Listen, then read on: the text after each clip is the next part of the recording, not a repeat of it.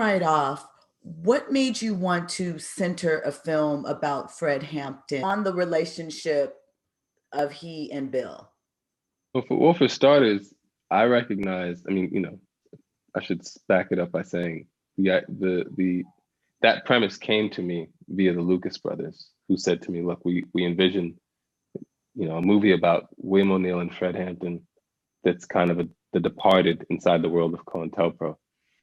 And I made my first movie in 2013, and I hadn't made a movie, in at that time, I think 4 or 5 years, for a reason. Just the marketplace was incredibly hostile to movies helmed by me, people who look like me, and starring people who look like me. So I pivoted to television, that felt more hospitable. And what I recognized in their pitch was a way to get this movie made, and really the only way to get this movie made, because I knew enough about the business and the industry at that point to recognize that, the only way you were going to put forth the Panthers' politics in a completely unfiltered way was if you couch them in genre. And I think I'm not the only, you know, um, Black director who's picked up on this. Obviously, you look at Jordan Peele, you look at the success of Lovecraft. It's almost become a genre unto itself. Like they've been playing with horror and sci-fi, but you know, undercover crime is the same idea. And so, just recognizing that this was a way to, as Fred Hampton Jr. says, put the medicine inside the applesauce.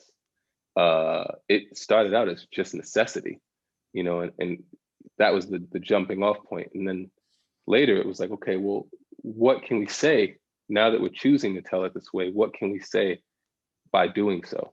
And so it was an opportunity to contrast. Really, in a lot of ways, it's a movie.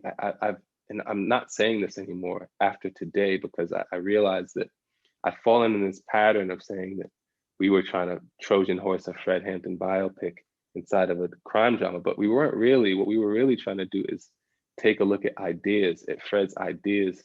And really, in a lot of ways, it's a movie about ideas. It's a movie about, two men with very different ideas of what freedom and power look like, and they kind of stand at polar opposites of, you know, humanity in a lot of ways. You got a socialist and a capitalist. You have a person who's an individualist and a person who lives to build coalitions. You have a coward and you have one of the most brave people to ever walk this earth.